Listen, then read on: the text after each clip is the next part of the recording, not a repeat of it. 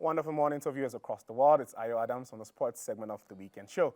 And this week we will still be talking to women in sports. It's still the month of the women, and I'm joined from Lagos by two women, two wonderful sport journalists. I met them at the AFCON. We had an exciting coverage, but they went ahead and left me back in Nigeria to the Black Stars of Ghana. They went to Ghana to cover the All African Games 2023.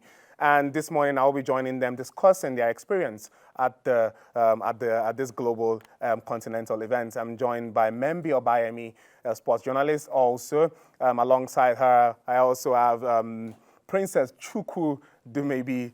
They are also the founders of Sports on the Wheels. Good morning, ladies. How are you doing? How's Lagos?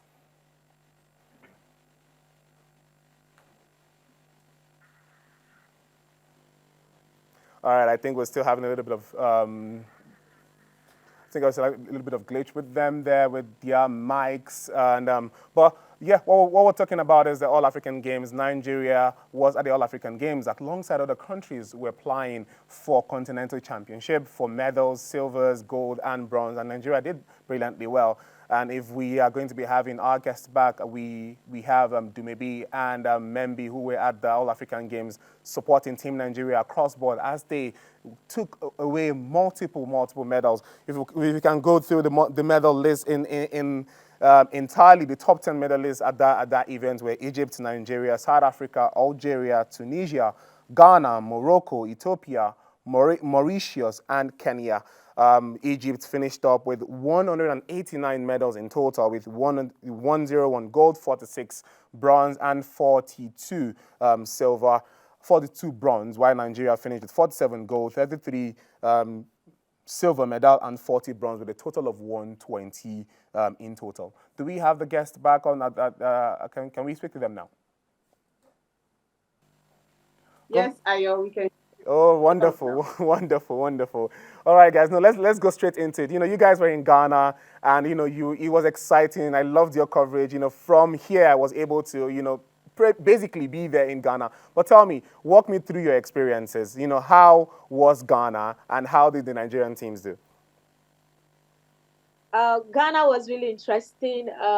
It was really sunny, I won't lie, but the experience in Ghana was quite, more interesting compared to what we had in Ivory Coast because there was no language barrier, so we're able to communicate and feedback. So it was quite interesting. It was quite interesting. Princess, let me come to you. We saw that Nigeria won multiple medals in wrestling, in all those other sports, not even football. Tell us, how was it feeling like when you saw some people slamming other people down and getting these medals? How did you feel? How was the ambience like?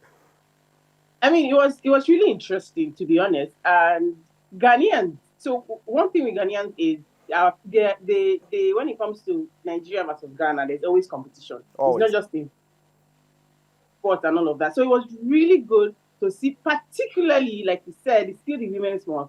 The women doing magical things, in wrestling, in judo, in weightlifting, and it felt really good to see that women doing a lot when it comes to picking up medals because it was more of the women that picked up medals at the African Games for Team Nigeria. So it was really interesting, and we got a lot of support from the Ghanaians. Yeah. When Nigerians were in every other, a lot of Ghanaians were supporting. And when it even came to the men's football, the Ghanaians were really rooting for Nigeria to get to the final. But, sadly, we're not able to get to the final when it comes to football. But it was a magical experience, to be honest, to be there and seeing about 6 women picking up gold medals in one night.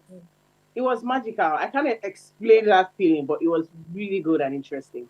Really good and interesting. I mean, and that's what we love to see, that we are applying our way through the African continent and trying as much as possible to bring this medal home so Nigeria can still get back on the horse, become the giant of Africa.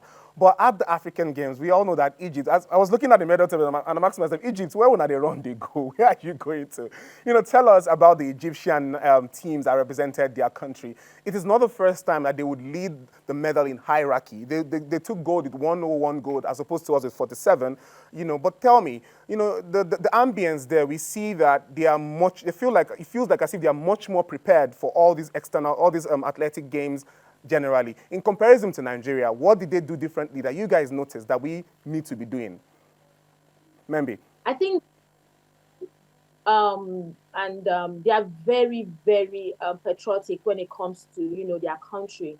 And each time they miss out on any medal, you see them break down and cry. They do. So you wonder what's happening. We are also here.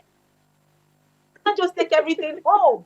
You get, we are Africans. We need to share these things. You get, so you see how much passion they put into their work, and each time they go out to compete, they just want to get. They are not there to settle for second, silver, and bronze, gold. So all along we can see what set the Egyptians apart from other teams that were there to compete. All right. Back to you, maybe. My question is, when you look across board, you see how Nigeria performed. Yes, we did come back home with a total of 120 medals with 47 gold, 33 silver, and 40 bronze. What do you think we can do better that the next African Games in the next 4 years, how do you think we can represent our country better, across board? What can we do to reach the level that the Egyptians are at the moment? What can we do to reach the level? One particular thing is, to be honest, early preparation is key, because we got to different conferences. We had press conference with Ladamboso, the football team. We had to speak to a coach from the judo team. We spoke to a coach from wrestling, MMA. MMA, mixed martial arts. And one thing they kept hammering about is early preparation. They didn't start preparation on time. There were not provisions for what they needed when they requested for it, for them to prepare on time. Having Ladamboso coming out to say, oh, they just had 13 days before the tournament started, when they played the friendlies that they have. So early preparation is key, and I think that's what we lacked at this year's tournament of the African Games. And another thing is, I think we do not have enough equipment, equipment for a conducive environment for the athletes to train. That's one thing we do not have that they have. And it really, really showed. But you can imagine if we prepared early, or we have good equipment and environment for these athletes to train. Believe me, Nigeria will be sweeping as many goals as possible. Yeah. So those are the two key things that I think we need to work on. Early preparation, sporting facilities. Yes, we need to work on get to work. Yeah, exactly. We need to work on our sporting facilities, because that's one thing that we do not really, pay attention to. Those are the two key things I think Nigeria needs to do, to prepare for the next African Games, and of course, looking at other sporting tournaments that will be coming up. All right, then. Thank you very much, ladies. Thank you. We're out of time now. I'm definitely sure I'm going to bring you guys back for us having an extensive conversation. Thank you very much for joining us on the weekend show. Thank you very much for having us. Have a wonderful. All right, bye then.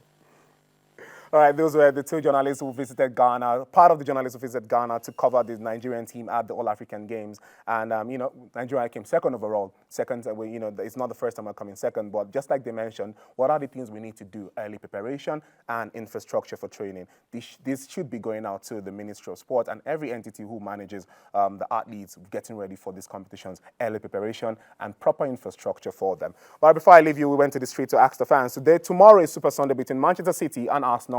Table leaders at the Premier League with the same point but differentiated by goals. Went to the street to ask the fans how they felt about the clash happening tomorrow. This is what they had to say. My name is Ayo Adams, and I'll be seeing you same time next week. Bye-bye for now.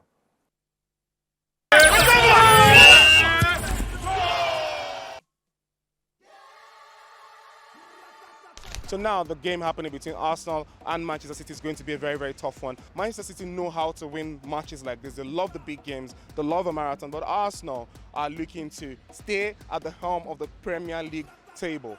Will Manchester City be able to, drive them off the wagon? And we all know if Manchester City wins that match, it's a marathon from them from there onwards. It's something that they've done in multiple seasons. If you watch Arsenal this season, you know that we did game to the core.